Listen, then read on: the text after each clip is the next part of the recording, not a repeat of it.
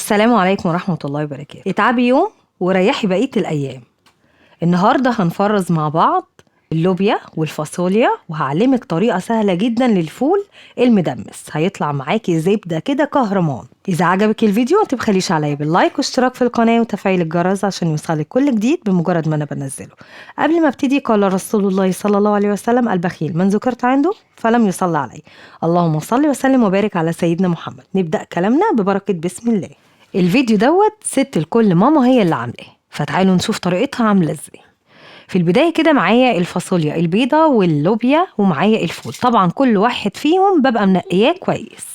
هبتدي بقى ان انا ابيت البقوليات، يعني من بالليل للصبح، حوالي 12 ساعة دي اقل حاجة. هبيتهم في المية لتاني يوم.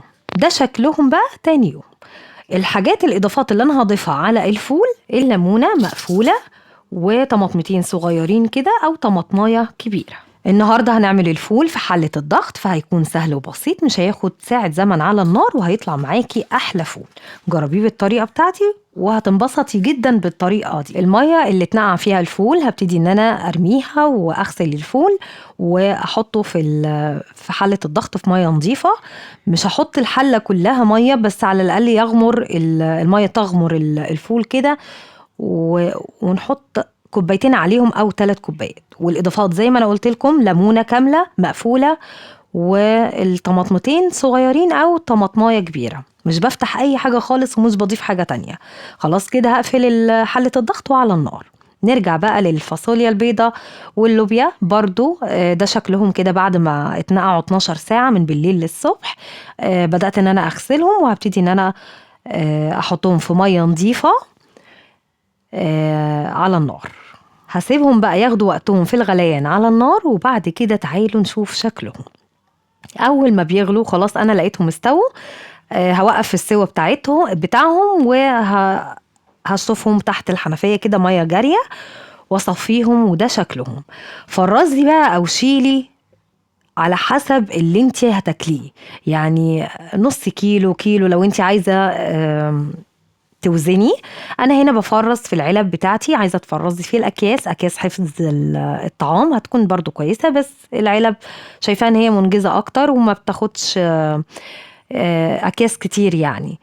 بيبقى استخدامها مش مره واحده، بيبقى استخدامها على طول. فهبتدي ان انا اصب او اعبي فيها الفاصوليا البيضة على حسب استخدامي. كل طبخة بتكفيني قد ايه، نص كيلو، علبة، علبتين، على حسب كل واحد، على حسب اللي في بيته.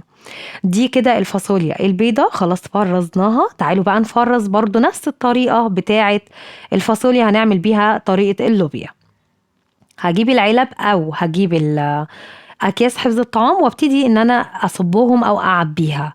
شوفي انتي بتكفي الوجبة بتاعتك قد ايه، وتبتدي تصبي في العلبة بتاعتك، ايا كان بقى، علب بلاستيك شفافة، براحتك المتاح معاكي في البيت. الطريقة دي بتسهل عليا كتير جدا، بحيث ان انتي بتطلعي الطبخة اللي انتي عايزاها، وتسبكي الطماطم بملح وفلفل والبصل وخلاص على كده، وتصبي عليها البقوليات اللي انتي عايزاها، وبتكوني مخلصة الوجبة بتاعتك او الطبخة بتاعتك، فما بتاخدش وقت خالص.